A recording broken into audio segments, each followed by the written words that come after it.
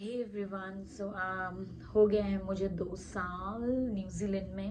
और मैं आपके साथ शेयर करूंगी कि मैं क्यों आई न्यूजीलैंड, क्या है, कैसे हुआ सारा प्रोसेस।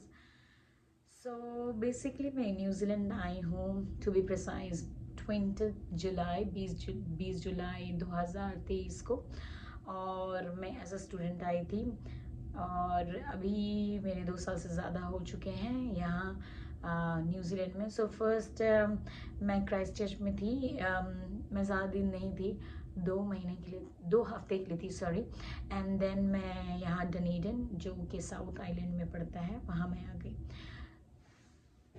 सो मैं इंडिया में एज अ स्पोर्ट्स फिजियो काम कर रही थी in cricket for very very long time. तो मेरा कोई इंटेंशन नहीं था न्यूजीलैंड या फॉरेन कंट्री आने का। बट आई एम मैरिड, सो मेरे हस्बैंड को बहुत मन था कि वो पढ़ाई करे, फर्दर स्टडीज़, रिसर्च के लिए कोई वेस्टर्न कंट्री में करें। और थैंकफुली उनको मिल गया scholarship in New Zealand. So first he came. उस वक्त कोविड का टाइम चल रहा था, तो वो 3 साल के लिए पूरा बंद कर दिया था। न्यूजीलैंड गवर्नमेंट ने इंटरनेशनल स्टूडेंट को अप्लाई करने नहीं दिया। बट इन लोगों के लिए जो पीएचडी कर रहे थे उनके लिए एक स्पेशल निकाला गया। और उसको हर्ट में मेरे हस्बैंड भी थे। So he entered somewhat in August in 2022। वो यहाँ आए और वो यूनिवर्सिटी ऑफ ओटागो के स्टूडेंट हैं as a PhD scholar. He did enjoy, उनको बहुत अच्छा लगा ये जगह। देन यस, मैं भी चाहती थी, मगर परमानेंटली मैं बिल्कुल भी नहीं चाहती थी कि मैं यहाँ मूव करूँ। यस, प्रॉब्ली फॉर विजिटिंग, क्योंकि मैं बहुत अच्छा कर रही थी अपनी करियर में। मैं नहीं चाहती थी कि मैं यहाँ आऊँ फिर से सब कुछ स्टार्ट करूँ। Then all of a sudden my husband gave me a call saying कि मैं आऊँगा विजिट करने के लिए India, but I am thinking to move in here permanently. मतलब मुझे अच्छा लगा ये इन्वायरमेंट यहाँ पर। तो ऑब्वियसली मैंने फिर सोचा कि चलो ठीक है, देखते हैं क्या हो सकता है। मेरे हस्बैंड से पहले मैं भी ट्राई कर रही थी पढ़ाई के लिए। एज ए सेट, मैं परमानेंटली यहाँ मूव नहीं होना चाहती थी। यहाँ पढ़ाई के लिए, विजिट करने के लिए बिल्कुल मैं ओपन थी। तो मैं 2022 में अप्लाई की थी in different universities of New Zealand, and for doing post graduation, and thankfully I got selected in all of them. So University of Auckland का मेरा ऑफर लेटर था, University of Canterbury, Wellington, and University of Otago. The only trouble was university of Otago बहुत बहुत ज़्यादा time लेती हैं।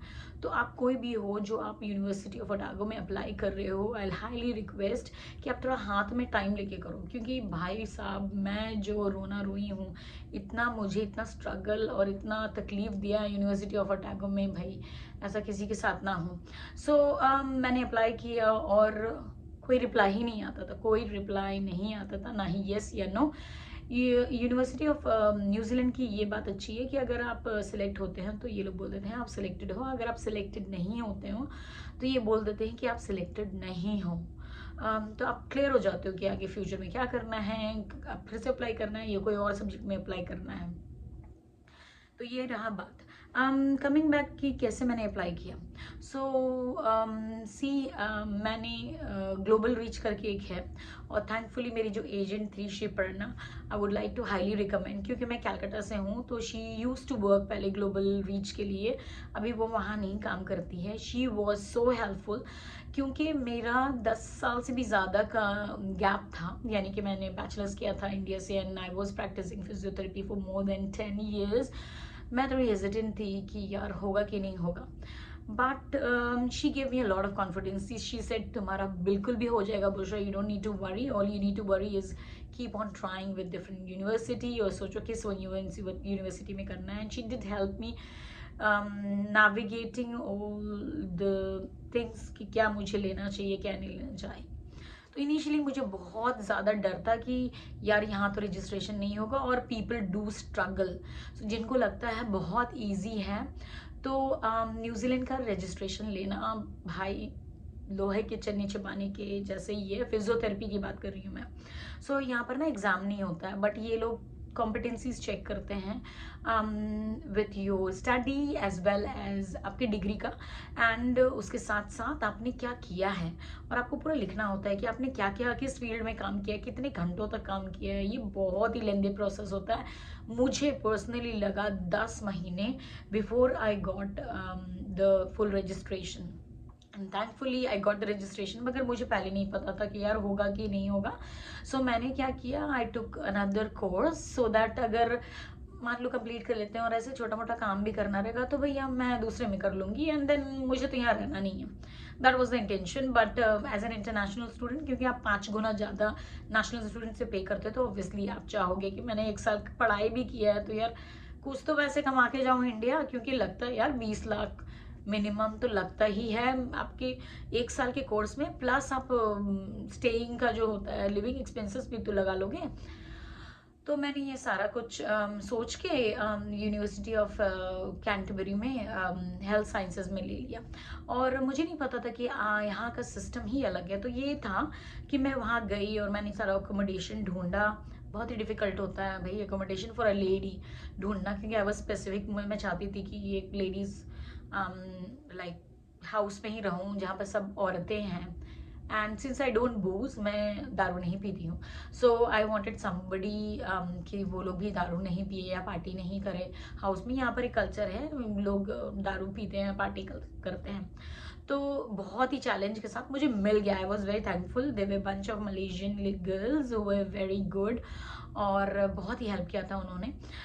But दिक्कत क्या हुआ, मुझे 1 हफ्ता बाद पता चला अपने कोर्स कोऑर्डिनेटर से कि मैं ना बाहर मतलब दूसरी जगह से भी कर सकती हूँ। The only thing is I have to be in New Zealand, और जब इन पर्सन क्लास होता है जो जैसे कि मंथली या 2 मंथ में ऐसा 3 दिन का क्लास ये ऐसा था।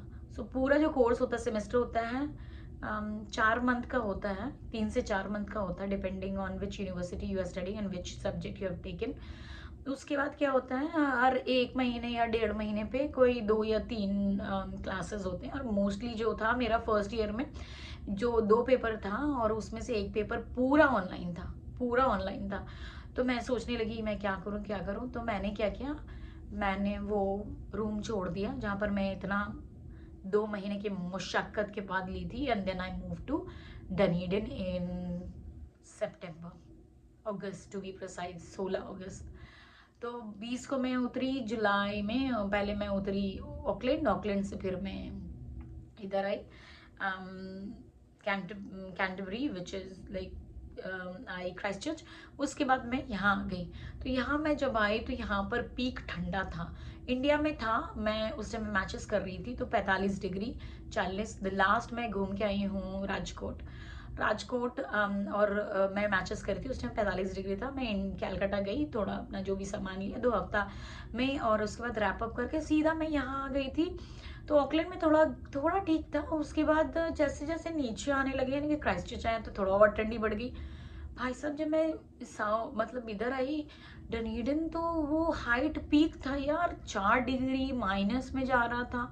और मैं 5 लेयर, अगर मेरे पास वीडियो होगा तो कभी मैं लगा दूंगी, 5 लेयर ऑफ कपड़े पहन के भी मैं कांपते रहती थी। क्योंकि यहाँ पर मोस्टली जितने भी घर है बहुत पुराने हैं, 100 साल 150 साल पहले पुराने हैं, इंसुलेशन सही से है नहीं।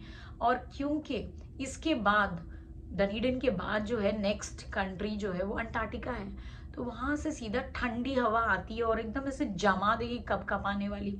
तो it was such a struggle. 1-1.5 महीना तो मुझे, 2 महीना तक बहुत स्ट्रगल था, और 1 साल तक मुझे पूरा हेल्थ इश्यू था, पूरा बॉडी में मेरे को हर जॉइंट में पेन एंड एक होता था।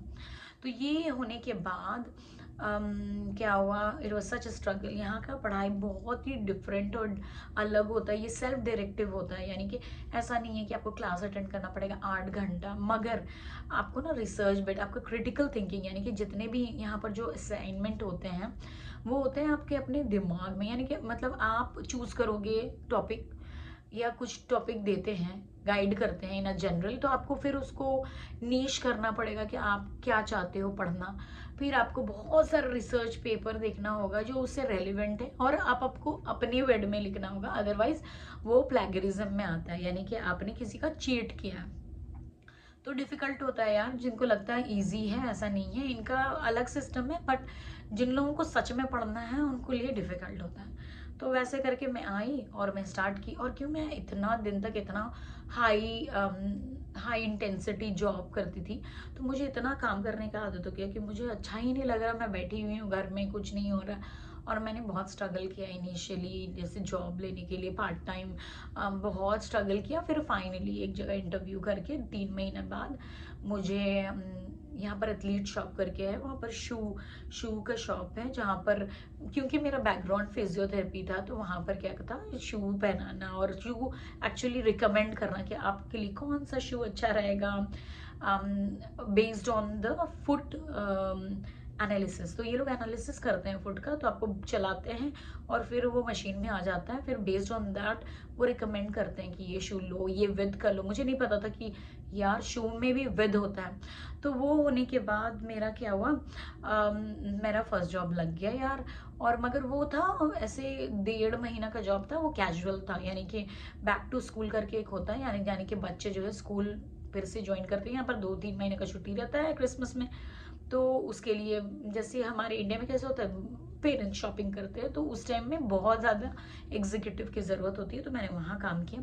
उसके बाद मैंने हाउस कीपिंग का काम किया और मैं कर रही थी, but I was not satisfied. Obviously India में मैं हेड फिजियो थी और यहाँ पर आके यार मैं हाउस कीपिंग कर रही हूँ, it was so shocking, but obviously करना पड़ता है। और मैंने ना ऐसा नहीं देखा कि पैसा के लिए, मेरे को पैसा का नहीं कमी था, बट द थिंग इज मैं चाहती थी ना लर्न करना इनका कल्चर, और आप जितना इनसे बात करोगे, जितना लोगों के साथ रहते हो, उतना मुझे जॉब मिल गई, बट ये बहुत रेयर था बिकॉज सिर्फ एक मैं हूँ और एक कोई और है, रिसेंट लेटली उसको भी पोस्ट मिला है।